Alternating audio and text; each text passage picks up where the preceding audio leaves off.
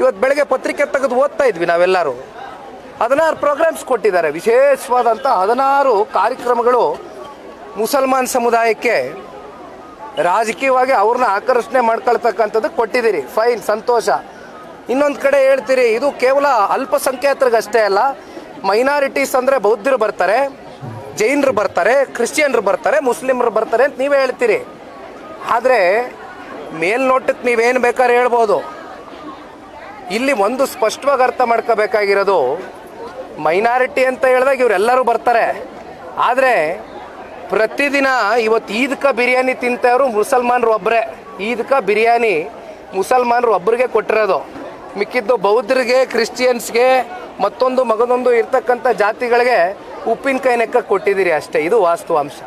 This a real fact. ಅದೀಗ BJP ಒಂದು ಆರೋಪ ಮಾಡ್ತಾ ಇದೆ, ಹಲಾಲ್ ಬಜೆಟ್, ಓಲೈಕೆ ಬಜೆಟ್ ಅಂತೇಳಿ. ಇದನ್ನು ನೀವು ಒಪ್ತೀರಾ? ಅಲ್ಲ, ಈಗ ನಾನೇ ಭಾಳ ಸ್ಪಷ್ಟವಾಗಿ ಹೇಳಿದ್ದೀನಲ್ಲ. ಈಗ ನಿನ್ನೆ ಬಡ್ಜೆಟಲ್ಲಿ ಹತ್ತತ್ರ 16 ಪ್ರೋಗ್ರಾಮ್ ವಿಶೇಷವಾಗಿ ಕೊಟ್ಕೊಂಡಿದ್ದಾರೆ. 16 ಪ್ರೋಗ್ರಾಮ್ಸ್ ಫಾರ್ ಮುಸ್ಲಿಂ ಕಮ್ಯುನಿಟಿ. ಆದರೆ what about the other communities? OBC ಏನು ಅನ್ಯಾಯ ಮಾಡಿದೆ? ಪರಿಷ್ಠ ಜಾತಿ ಪರಿಷ್ಠ ಪಂಗಡ SC/ST ಏನು ಅನ್ಯಾಯ ಮಾಡಿದೆ?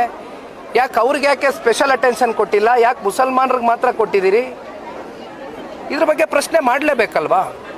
ಸುಮ್ಮನೆ ಇಲ್ಲಿ ಪೊಲಿಟಿಸೈಸ್ ಆಗಿ ಮಾತನಾಡ್ತಕ್ಕಂಥದ್ದಲ್ಲ. ಆದರೆ ಯಾವ್ಯಾವ ಸಮುದಾಯಗಳಿಗೆ ನಿಜಕ್ಕೂ ನೀವು ಸಾಮಾಜಿಕವಾಗಿ ಆರ್ಥಿಕವಾಗಿ ನೀವು ಶಕ್ತಿಯನ್ನು ತುಂಬಿಸ್ತಾ ಇದ್ದೀರೋ ಇಲ್ವೋ ಅಂತಕ್ಕಂಥದ್ದು ನಿಮ್ಮ ಆತ್ಮಸಾಕ್ಷಿಗೆ ನೀವೇ ಪ್ರಶ್ನೆ ಮಾಡ್ಕೊಳ್ಬೇಕಾಗ್ತದೆ.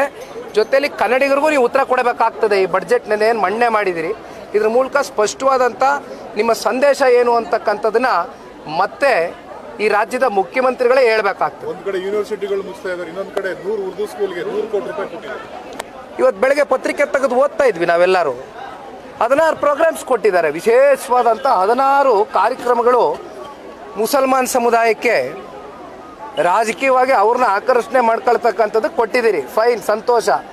ಇನ್ನೊಂದು ಕಡೆ ಹೇಳ್ತೀರಿ ಇದು ಕೇವಲ ಅಲ್ಪಸಂಖ್ಯಾತರಿಗಷ್ಟೇ ಅಲ್ಲ, ಮೈನಾರಿಟೀಸ್ ಅಂದರೆ ಬೌದ್ಧರು ಬರ್ತಾರೆ, ಜೈನರು ಬರ್ತಾರೆ, ಕ್ರಿಶ್ಚಿಯನ್ರು ಬರ್ತಾರೆ, ಮುಸ್ಲಿಮರು ಬರ್ತಾರೆ ಅಂತ ನೀವೇ ಹೇಳ್ತೀರಿ. ಆದರೆ ಮೇಲ್ನೋಟಕ್ಕೆ ನೀವೇನು ಬೇಕಾದ್ರೆ ಹೇಳ್ಬೋದು.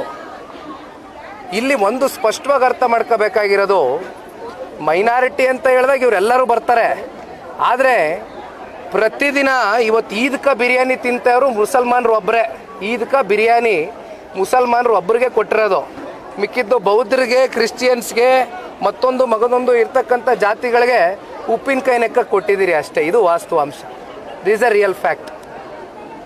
ಅದೀಗ ಬಿಜೆಪಿ ಒಂದು ಆರೋಪ ಮಾಡ್ತಾ ಇದೆ, ಹಲಾಲ್ ಬಜೆಟ್, ಓಲೈಕೆ ಬಜೆಟ್ ಅಂತೇಳಿ. ಇದನ್ನು ನೀವು ಒಪ್ತೀರಾ? ಅಲ್ಲ, ಈಗ ನಾನೇ ಭಾಳ ಸ್ಪಷ್ಟವಾಗಿ ಹೇಳಿದ್ದೀನಲ್ಲ. ಈಗ ನಿನ್ನೆ ಬಡ್ಜೆಟಲ್ಲಿ ಹತ್ತತ್ರ 16 ಪ್ರೋಗ್ರಾಮ್ ವಿಶೇಷವಾಗಿ ಕೊಟ್ಕೊಂಡಿದ್ದಾರೆ. 16 ಪ್ರೋಗ್ರಾಮ್ಸ್ ಫಾರ್ ಮುಸ್ಲಿಂ ಕಮ್ಯುನಿಟಿ. ಆದರೆ what about the other communities? OBC ಏನು ಅನ್ಯಾಯ ಮಾಡಿದೆ? ಪರಿಷ್ಠ ಜಾತಿ ಪರಿಷ್ಠ ಪಂಗಡ SC/ST ಏನು ಅನ್ಯಾಯ ಮಾಡಿದೆ? ಯಾಕೆ ಅವ್ರಿಗೆ ಯಾಕೆ ಸ್ಪೆಷಲ್ ಅಟೆನ್ಷನ್ ಕೊಟ್ಟಿಲ್ಲ? ಯಾಕೆ ಮುಸಲ್ಮಾನರಿಗೆ ಮಾತ್ರ ಕೊಟ್ಟಿದ್ದೀರಿ? ಇದ್ರ ಬಗ್ಗೆ ಪ್ರಶ್ನೆ ಮಾಡಲೇಬೇಕಲ್ವಾ? ಸುಮ್ಮನೆ ಇಲ್ಲಿ ಪೊಲಿಟಿಸೈಸ್ ಆಗಿ ಮಾತನಾಡ್ತಕ್ಕಂಥದ್ದಲ್ಲ. ಆದರೆ ಯಾವ್ಯಾವ ಸಮುದಾಯಗಳಿಗೆ ನಿಜಕ್ಕೂ ನೀವು ಸಾಮಾಜಿಕವಾಗಿ ಆರ್ಥಿಕವಾಗಿ ನೀವು ಶಕ್ತಿಯನ್ನು ತುಂಬಿಸ್ತಾ ಇದ್ದೀರೋ ಇಲ್ವೋ ಅಂತಕ್ಕಂಥದ್ದು ನಿಮ್ಮ ಆತ್ಮಸಾಕ್ಷಿಗೆ ನೀವೇ ಪ್ರಶ್ನೆ ಮಾಡ್ಕೊಳ್ಬೇಕಾಗ್ತದೆ. ಜೊತೆಯಲ್ಲಿ ಕನ್ನಡಿಗರಿಗೂ ನೀವು ಉತ್ತರ ಕೊಡಬೇಕಾಗ್ತದೆ. ಈ ಬಡ್ಜೆಟ್ನಲ್ಲಿ ಏನು ಮಂಡನೆ ಮಾಡಿದಿರಿ, ಇದ್ರ ಮೂಲಕ ಸ್ಪಷ್ಟವಾದಂಥ ನಿಮ್ಮ ಸಂದೇಶ ಏನು ಅಂತಕ್ಕಂಥದ್ದನ್ನ ಮತ್ತೆ ಈ ರಾಜ್ಯದ ಮುಖ್ಯಮಂತ್ರಿಗಳೇ ಹೇಳ್ಬೇಕಾಗ್ತದೆ. ಒಂದು ಕಡೆ ಯೂನಿವರ್ಸಿಟಿಗಳು ಮುಗಿಸ್ತಾ ಇದ್ದಾರೆ, ಇನ್ನೊಂದು ಕಡೆ 100 ಉರ್ದು ಸ್ಕೂಲ್ಗೆ 100 ಕೋಟಿ ರೂಪಾಯಿ ಕೊಟ್ಟಿದ್ದಾರೆ. ಹೆಚ್ಚಿನ ವಿಡಿಯೋಗಳಿಗೆ ಪ್ರತಿಧ್ವನಿ ಯೂಟ್ಯೂಬ್ ಚಾನೆಲ್ ಸಬ್ಸ್ಕ್ರೈಬ್ ಮಾಡಿ, ಬೆಲ್ ಐಕಾನ್ ಕ್ಲಿಕ್ ಮಾಡಿ.